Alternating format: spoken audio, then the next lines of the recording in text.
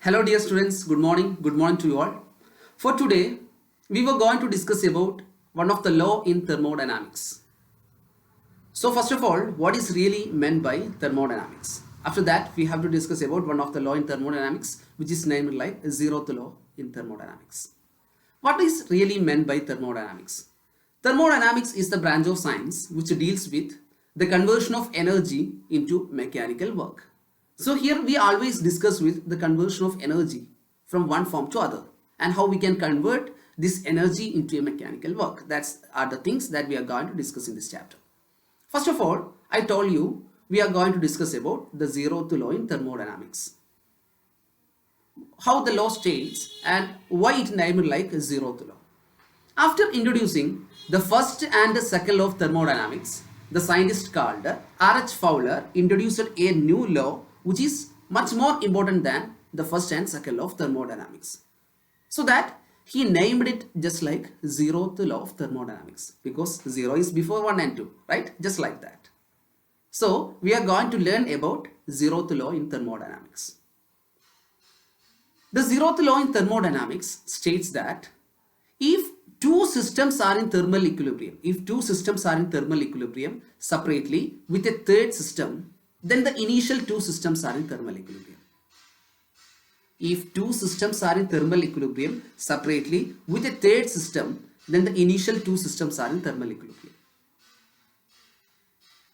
Suppose you just think like, if the internal energy of a system A is equal to the internal energy of a system B, then the internal energy of system B is equal to the internal energy of system C, then we can say that the internal energy of A and C are equal. Once again, if the internal energy of A is equal to the internal energy of B, and if the internal energy of B is equal to the internal energy of C, then we can say that the internal energy of A and C are equal. Just like that. I will tell you a real life scenario so that it will be helpful for you to get the concept very well. We have very foodie friends. We have friends who are very foodie, right? They always speak about foods, all that. So, one day, your friend told you, today, the number of idlis that I ate today is equal to the number of doshas that I ate yesterday. The number of idlis that I ate today is equal to the number of doshas that I ate yesterday. And the number of doshas I ate yesterday is equal to the number of days in a week. He told you like that. He always speak about food, all that. He told you like the number of idlis. When you asked him about how many idlis you ate today, he said you like the number of idlis that I ate today is equal to the number of doshas I ate yesterday, and the number of doshas I ate yesterday is equal to the number of days in a week. So you will be able to connect like, okay, the number of idlis he ate today is equal to the number of doshas he ate yesterday. Okay, so that they were equal. And the number of doshas that he ate yesterday is equal to the number of days in a week, that is 7.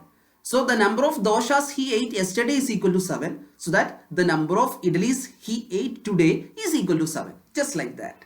Which means if two systems are in thermal equilibrium separately with a third system, then the initial two systems are in thermal equilibrium. So that the internal energy of A is equal to, if the internal energy of A is equal to the internal energy of B, and if the internal energy of B is equal to the internal energy of C, then we can say that the internal energy of A and C are equal. Just like what our friend told. I think you got the concept very well. Okay, thank you. See you in the next class.